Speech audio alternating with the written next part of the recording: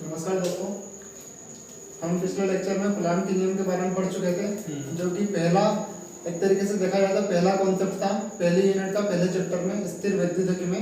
अब उसी से रिलेटेड कुछ और टर्म, कुछ और चीज़ें हम जानने के लिए जा रहे हैं। उसमें पहली चीज़ आती है विद्युत क्षेत्र की तीव्रता। इन्हीं छोटी छोटी चीज़ों से मिलकर आगे जाके हम जब डेरिवेशन करेंगे, जब व्यंजक निकालेंगे किसी चीज़ का, तो इन सब चीज़ों की उसमें जरूरत पड़ेगी। तो आइए वो चीज़ जान लेते हैं। विद्युत क्षेत्र की तीव्रता क्या होती है? सबसे पहला क्वेश्चन जो ही मन में आता है, तो जनरली इस तरीके से हम उसको जानते हैं, बहुत ही सिंपल लैंग्वेज में समझने की कोशिश करते हैं। मान लो आवेश के बारे में हम पिछली क्लास में पढ़ चुके थे। मान लो एक आवेश प्लस क्यू रखा हुआ है, ठीक है। अब इस आवेश के कारण इसमें कुछ चार्ज है, तो ये चार्ज है तो ये कुछ ना कुछ इसकी फील्ड बनाएगा। एक चीज समझते हो ना? मान लो इतनी देर में इतनी इसकी फील्ड इसने निकाली हुई है, ठीक है। अब एक दूसरा चार्ज लेते हैं, एक परीक्षण आवेश लिया, मान लो Q नॉट, इसको पढ़ते हैं Q नॉट। एक Q नॉट लिया है जो कि परीक्षण आवेश है। परीक्षण आवेश क्यों? क्योंकि इसके ऊपर हम टेस्टिंग करेंगे, इसको कभी बाहर रखेंगे कभी अंदर, और फिर एनालाइज करेंगे कि इसके ऊपर इस आवेश जो ये रखा हुआ है इसका क्या प्रभाव पड़ता है। तो मान लो अभी आवेश Q नॉट यहाँ पे रखा हुआ है इस पॉइंट पे, तो हम जैसा कि देख रहे हैं इसकी जो बाउंड्री है इस फील्ड की, ये मैक्सिमम यहीं तक ही जा रही है, ठीक है। तो अगर ये Q नॉट इस बाउंड्री के अगर बाहर रखा होगा तो इस पे इसका कोई फर्क नहीं पड़ेगा। मान लो ये प्लस Q चार्ज है और ये प्लस Q चार्ज है, तो ये इसको प्रतिकर्षित नहीं करेगा।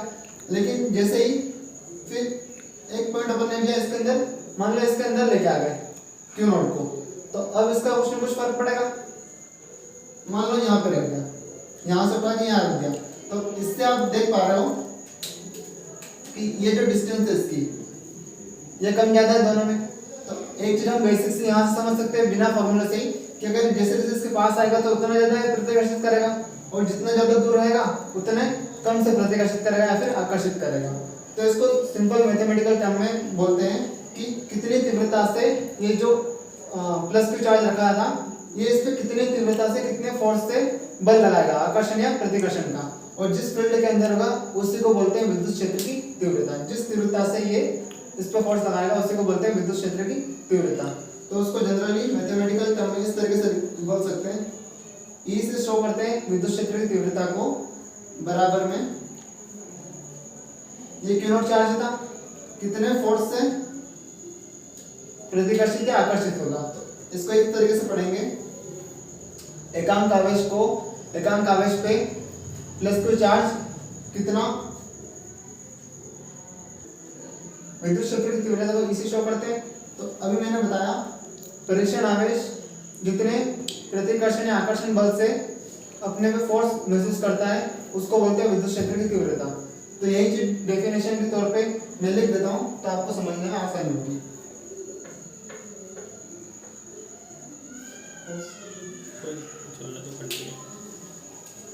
वही जो मैंने भी बोला था उसको किस तरीके से लिखेंगे, इसको पढ़ने का एक स्पेसिफिक तरीका होता है, ठीक है। हम इसी तरीके से आगे भी चीजें आएंगी उसी को इस तरीके से पढ़ेंगे। किस तरीके से पढ़ेंगे? एकांक आवेश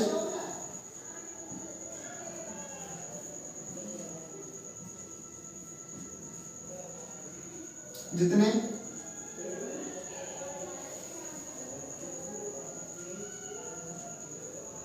प्रतिकर्षण या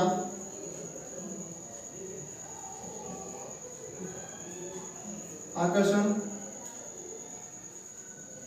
बल का विद्युत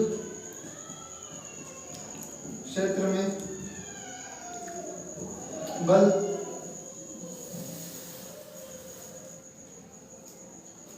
महसूस करता है उसी को विद्युत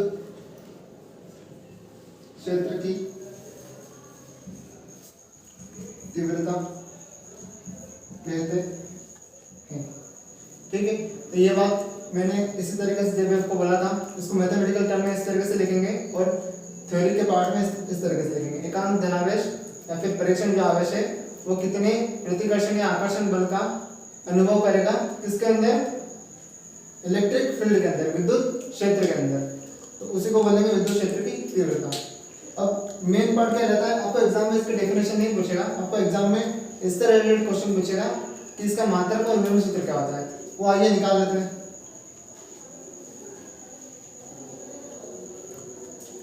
सिंपल सी चीज है, ई का विभव सूत्र, ई का मात्रक पहले निकालेंगे, उसके बाद विभव सूत्र पे जाएंगे, क्योंकि हमेशा पहले मात्रक निकाला जाता है उसके बाद विभव सूत्र निकाला जाता है। ई का निकालना पड़ेगा अपने को। ई के लिए इसके ई का फॉर्मूला है F/Q। F का निकालेंगे और उसको डिवाइड कर देंगे Q के मात्रक से, तो ओवरऑल इसका मात्रक आ जाएगा। बताइए, पिछली बार भी F का मात्रक हमने बताया था न्यूटन होता है, और इसका मात्रक बताया था कूलम होता है, आवेश का मात्रक। तो न्यूटन पर कूलम, न्यूटन पर कूलम इसका मात्रक हो गया विद्युत क्षेत्र की तीव्रता का। हालांकि इसका एक और मात्रक होता है जो हम आगे विद्युत विभव चैप्टर पढ़ेंगे, अब उसमें आएगा, लेकिन आप अभी के लिए लिख सकते हैं या फिर वोल्ट पर मीटर। ये कहां से आया, ये आगे का चैप्टर जब आएगा, जब हम वोल्टेज पढ़ेंगे, विद्युत विभव पढ़ेंगे, तब मैं आपको समझाऊंगा इसके बारे में। आप अभी इसको जस्ट नोट डाउन कर लीजिए, अभी के लिए बस काम का यही है आप अपना न्यूटन पर मीटर। तो इससे विभव सूत्र निकाल सकते हैं बहुत ही आसानी से। किस तरीके से निकाल सकते हैं, पिछले लेक्चर में बताया था। F का निकालने का बस एक फॉर्मूला है, F बराबर ma। इसका मात्रक बताइए, F का मात्रक किलोग्राम मीटर पर सेकंड स्क्वायर होता है। तो सेकंड स्क्वायर को ऊपर लेके गए थे, मैं इसको इस तरीके से लिख सकता हूँ ना, -2। ये हो गया फोर्स का। और Q के बारे में आपको मैंने बताया था, Q = IT आया था। तो यहाँ से इसका मात्रक क्या हो जाएगा, एम्पियर सेकेंड। अब इसको F की जगह रख देते हैं और इसको Q की जगह रख देते हैं। ओवरऑल से कट पीट के E का विभव सूत्र निकालेंगे। E बराबर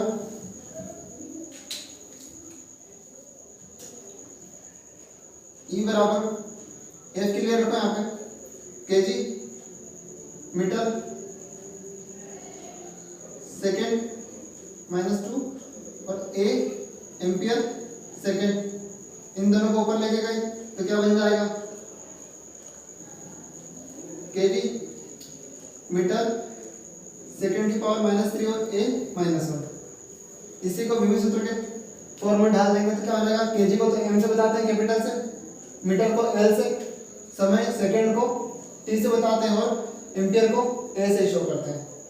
इसको इस तरीके से लिख सकते हैं, m की पावर कुछ नहीं मतलब 1 है, l की पावर कुछ नहीं मतलब 1 है,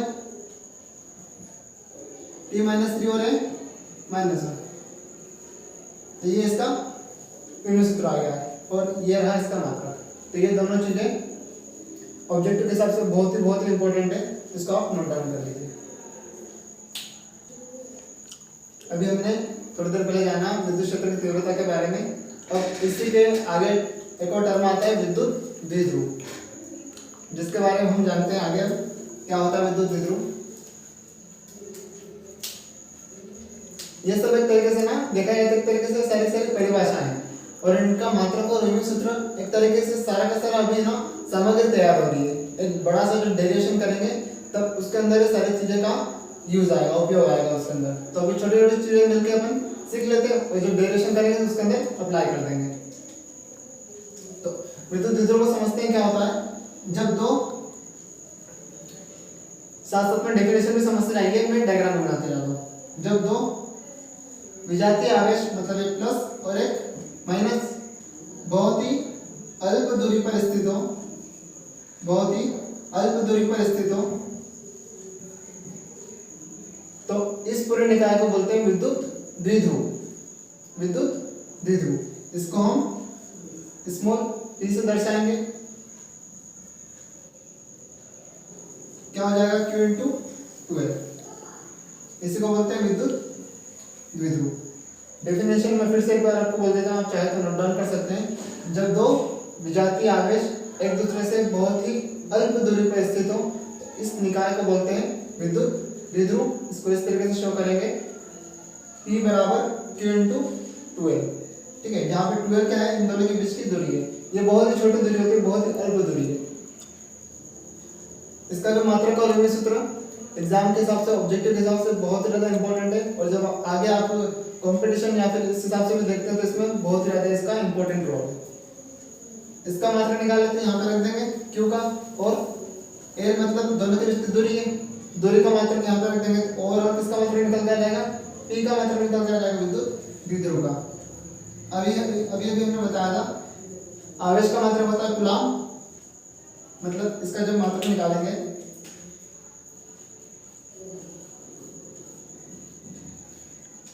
तो वो क्या हो जाएगा कूलाम, और दूरी का मात्रक क्या होता है मीटर,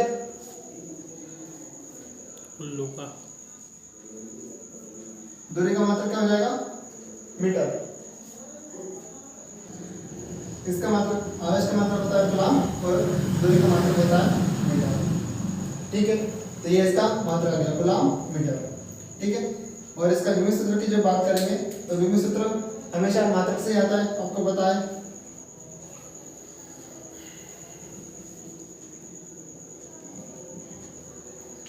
कूलाम का मात्रक अभी हमने बताया था किस तरीके से निकालेंगे, Q इक्वल होता है IT, तो इसका मतलब होता है एम्पियर सेकेंड, इसकी जगह हो जाएगा एम्पियर सेकेंड, और ये है मीटर, तो एम्पियर को तो ए से शो करते हैं, सेकेंड टाइम को टी से शो करेंगे, और मीटर को एल से। ठीक है, और इसको इसे बड़े ब्रैकेट में बंद कर देते हैं। तो ये इसका विभेद सूत्र आ गया विद्युत द्विध्रुव का LAT, और इसका मात्रा आ गया कूलाम मीटर। ठीक है, अब कुछ और एक्स्ट्रा चीजें हैं इसमें जो कि ऑब्जेक्टिव के हिसाब से बहुत ज्यादा इंपॉर्टेंट है, वो देख लेते हैं।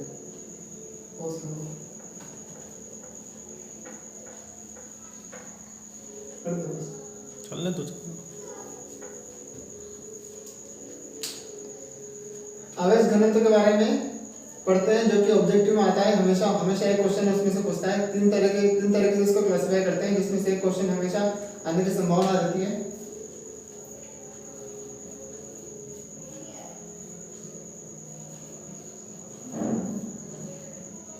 आवेश घनत्व, उसमें पहले तरीके का पढ़ेंगे,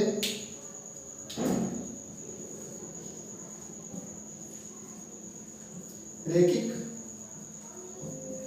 आवेश घनत्व। रैखिक आवेश घनत्व, इसको लैम्डा से शो करते हैं, मतलब लैम्डा से इसको प्रदर्शित करते हैं। क्या होता है, अगर एक रेखा पे अपने को फोकस करना है, ठीक है, मतलब एक तरीके से ये एक लाइन है, इसके ऊपर चार्ज किस घनत्व में रखा हुआ है, इसके ऊपर चार्ज किस घनत्व में रखा हुआ है, उसी को बोलते हैं रैखिक आवेश घनत्व। मतलब आवेश रखा हुआ है किस पे, लेंथ पे, क्यू बाय एल हो जाएगा इसका। अगर मैथमेटिकल टर्म में देखेंगे तो इसको लैम्डा शो करते हैं, क्या बोलते हैं रैखिक आवेश घनत्व। इसका मात्रक और विभेद सूत्र पूछते हैं एग्जाम में, तो उसको इसका मात्रक क्या हो जाएगा, आवेश का मात्रक होता है कूलाम, और लेंथ है तो मीटर। ठीक है, और इसका अगर विभेद सूत्र निकालेंगे तो क्या हो जाएगा, इसका तो अभी बताया था, इसका तो 80 होता है, और ये है एल मतलब लेंथ मीटर, एल को ऊपर लेके गए तो एल इनवर्स हो जाएगा, और ए टी, ये इसका मात्रक हो गया। अगर दूसरी चीज की बात करें तो वो होता है रैखिक हो चुका है। अब पृष्ठीय आवेश घनत्व, पृष्ठीय आवेश घनत्व वो चीज क्या होती है, उसको पहले तो सिग्मा से डिनोट करते हैं पृष्ठीय आवेश घनत्व को। सेम चीज है, अगर अभी रेखा में देखा था, अगर किसी पृष्ठ को ले लिया, किसी क्षेत्रफल पे आवेश किस घनत्व में फैला हुआ है, उसको बोलते हैं पृष्ठीय आवेश घनत्व। मतलब आवेश रखा होगा क्षेत्रफल पे, क्षेत्रफल को ए से डिनोट करते हैं, या फिर आप कंफ्यूज नहीं हो इसलिए हिंदी में लिख देता हूं मैं, आवेश बटे क्षेत्रफल। ठीक है, आवेश का मात्रक ये इसका मात्रक देख सकते हैं अपन, इसका क्या था रैखिक आवेश घनत्व को कूलम्ब पर मीटर, और क्षेत्रफल का मात्रक होता है मीटर स्क्वायर। जैसे कि आपने लंबाई गुणित चौड़ाई आयतन उसका क्षेत्रफल पढ़ा होगा, वर्ग का क्षेत्रफल या फिर आयत का क्षेत्रफल, तो वो होता है लंबाई गुणित चौड़ाई, मतलब दोनों के दोनों मीटर में होगी, लंबाई भी मीटर में नापेंगे और चौड़ाई भी मीटर में नापेंगे, तो लंबाई गुणित चौड़ाई है मीटर और मीटर, मीटर इंटू मीटर हो जाएगा, ठीक है। तो यहाँ पे मीटर स्क्वायर हो जाएगा इसका क्षेत्रफल का मात्रक, तो इस क्षेत्रफल की जगह लिख देंगे मीटर स्क्वायर और इसका मात्रक कैसे कूलम्ब,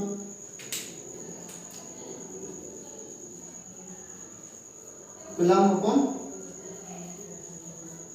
मीटर स्क्वायर। अगर इसका विभव सूत्र बनाएंगे तो क्या हो जाएगा, इसका तो 80 ही रहेगा और इसका मीटर स्क्वायर तो l स्क्वायर हो जाएगा, l स्क्वायर को ऊपर लेके गए तो l-2 और 80, ठीक है।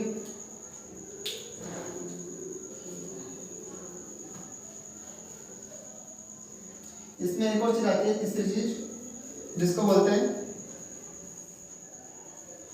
आयतन आवेश घनत्व।